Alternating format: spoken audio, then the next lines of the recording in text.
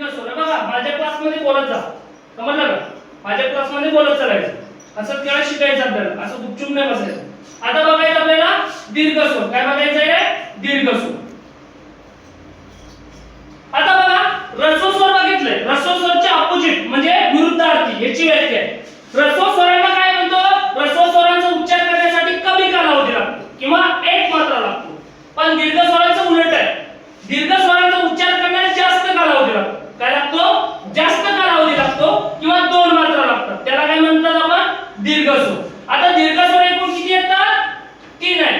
किती आहे? 3. यांचा लांबट उच्चार होतो आणि कालावधी सुद्धा काय लागतो? जास्त लागतो. म्हणून त्याला काय म्हणतो आपण? दीर्घ स्वर. काय म्हणतो?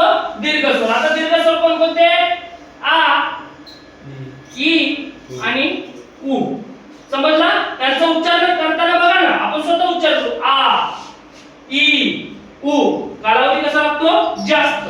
आता ऱ्हस्व स्वराला कालावधी कमी लागतो. अ, ई, उ, ऋ आणि लू. लागला कमी कालावधी, असं स्वतः उच्चार करून बघायचं. त्याला काय म्हणतात? कमी कालावधी लागला तर ऱ्हस्व स्वर आणि जास्त कालावधी लागला तर दीर्घ स्वर. याला एक मात्रा लागतो. काय लागतो? याला एक मात्रा लागतो आणि याला दोन मात्रा लागतात. काय मात्रा लागतात? दोन मात्रा.